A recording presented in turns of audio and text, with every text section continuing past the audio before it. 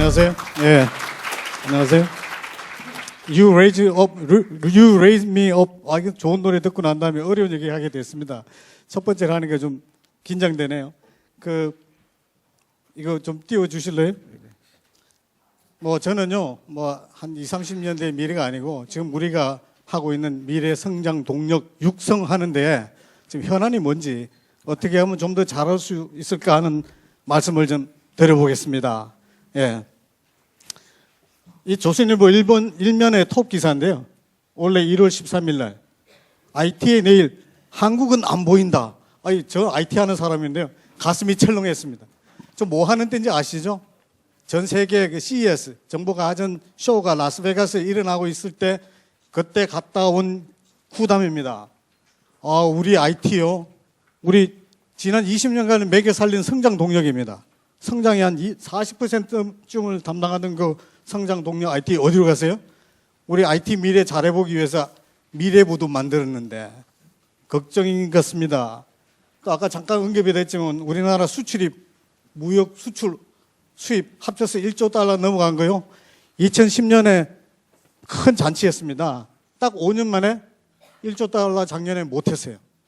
방금 우리 최 부총장이 말씀하신 것처럼 작년 1월 대비해서 올해 1월 달이 수출이요 18% 감소했다 그럽니다. 어디서 주로 감소했냐? 전통 산업이에요.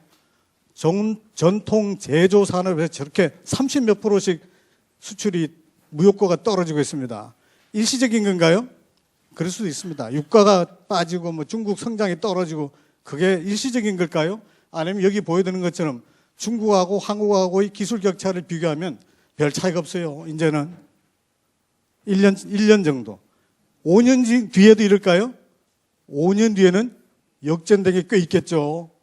걱정해야 됩니다. 총체적인 국가 경쟁력이 약화하고 되고 있다. 이 걱정해야 되겠어요.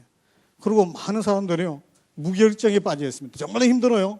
무슨 놈의 절벽이라는 거 제가 하도 말이 많아서 고용절벽, 인구절벽 그래서 인터넷으로 절벽이 뭐가 있나 봤더니 저런 절벽이 여러 가지가 있더라고요. 정책절벽이라는 것도 있고 여기 국회의원 회관이거든요. 요새 보니까 법이 안 돼요. 입법 절벽이 생겼어요. 그래서 요새 유행하는 노래에다 제가 붙여봤습니다. 내 눈앞이 절벽이라고 못 간다고 전해라. 우리 국민들한테 희망 절벽 생길까 봐 걱정입니다. 근데 왜 그럴까요? 갑작스럽게. 우리나라 산업이 뭐 문제가 있나요? 여기 보여드리는 우리나라가 자랑하는 전통 산업들, 핵심 주력 산업들 아주 잘하고 있습니다. 아직도 어떻게 보면 조금씩 문제가 있긴 하지만 제철, 조선, 반도체, 휴대폰, 디지털 TV 온갖 거요.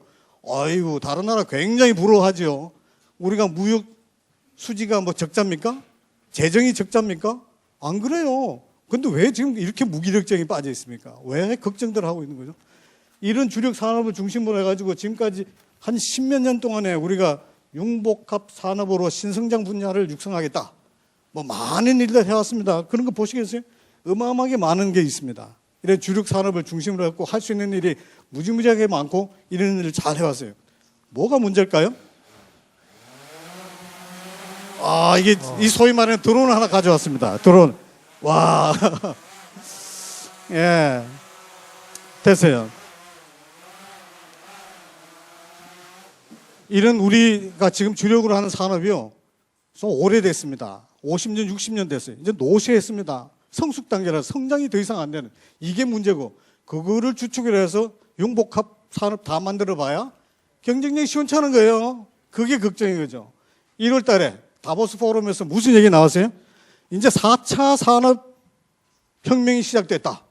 그게 키워드는 디지털, 나노, 바이오, 인공지능이다. 거기에 디지털 우리 잘하고 있어요? 나노, 바이오? 조금 못한가? 인공지능?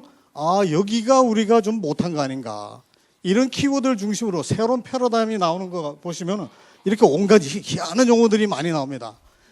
그 중에 하나가 가시적으로 여러분들이 이미 알고 계시는 바로 요거 드론. 띄워보세요. 다시 한번. 예. 이게요. 이게 작은 장난감 같지만은 이제 됐어요. 그거하고 여기 자율주행 자동차. 지금 이게 요 작은 거 자율주행 자동차 같은 게 우리 사회에 오면 이게 기술의 문제가 아니에요. 어마어마한 충격으로 다가오고 있습니다. 자율주행 자동차가 돌아다니면요. 무슨 일이 날까요? 택시가 필요할까요? 내가 가만히 서 있어 차가 와서 날 데리고 가고 싶은데 가는데 택시 없어져요? 버스 없어져요? 자동차가 지금 주차되어 있는 자동차가 얼마나 있을까요? 운전할 사람이 없어서. 80%의 자동차는 주차해 있습니다. 이렇게 돌아다니면 자동차가 필요할까요? 서울에 1000만 대 자동차는 400만 대만 있으면 다 됩니다. 그럼 자동차 산업은 쇠락하는 거죠. 좀 있으면 이게 사람이 타고 다니는 드론입니다. 저쪽에 거. 뭐 차가 막히는데 왜 자동차 타고 가요? 드론 타고 가지? 자동차 산업이 커질까요? 드론 산업이 커질까요? 자율주행 자동차 다니면 사고 나면 누구 책임이죠? 거기에 보험은 누가 책임지죠? 이게 기술의 문제가 아니고 사회적으로 다가올 큰 혁명적인 충격에 우리가 대비하고 있지 않은 거 아닌가. 여기에 우리가 뒤지고 있는 느낌이 든다 이런 얘기입니다. 더 큰 일은요. 이런 게 등장하면 일자리는 감소됩니다. 이게 더 큰 일이에요. 우리나라 정부요. 한국의 미래 성장 동력을 위해서 무지무지하게 잘하고 있어요. 제가 보는요 정말 잘하고 있어요. 다른 어떤 정부보다 잘하고 있습니다. 많은 일을 하고 있어요. 여기 보시면 창조경제, 창조경제라는 꼭지가요. 아까 4차 산업혁명하고 같은 맥락입니다. 여기 보시면 뭐 미래부, 산업부가 71 과제에 복지부도 그렇고 80조의 돈을 써가지고 미래 성장 동력 육성한다 그러는데 그래도 뭔가 좀 허전하죠. 뭐 하는 건지 뭘 잘 모르겠어요. 왜 그런가요? 이런 것들이 우선순위가 있나요? 국가적인 정말로 과제가 있나요? 뭘까요?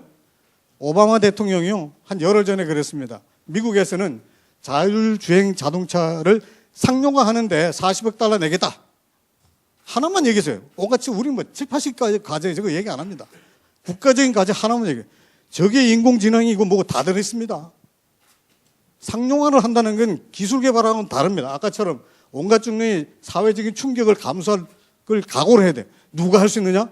대통령이 되든 정부가 나서지 않으면 안 되는 일. 그죠? 온갖 게 달라지니까 고용이 없어질 수도 있고. 그래서 이런 것들을 해야 되는 어떻게 보면 상설 상위 기관이 필요하겠다. 이게 신성장 동력의 문제가 아니고 고용의 문제까지 다 모든 게 망라된 것들을 걱정하는 부처가 따로 있어야 되겠다. 이런 생각이 듭니다. 그리고 정부는 뭐 직접 지원해서 중소기업 복지 정책이나 하지 말고 정말로 중요한 국가의 이런 중요한 이런 문제를 해결하자. 딱 하나 말씀드려볼까요? 다보스도 이런 이야기 나왔는데 앞으로는 문제 해결 능력할 수 있는 창조적인 인력이 필요한 거다. 우리나라 평균화의 교육 한 30몇 년 했는데 그게 이런 것들을 위해서 잘 맞나요? 우리나라 교육에 인재를 육성하기 위한 게 맞습니까? 현재까지 하고 있는 게. 한번 돌이켜봐야 되지 않느냐. 뭐 이런 게 같습니다. 성장 동력이 뭘까요? 정부의 리더십과 우리 국민이 보낼 수 있는 신바람이죠. 강력한 성장 동력이 필요하세요? 강력한 정부의 리더십과 국민의 신바람 아니겠습니까, 여러분? 감사합니다.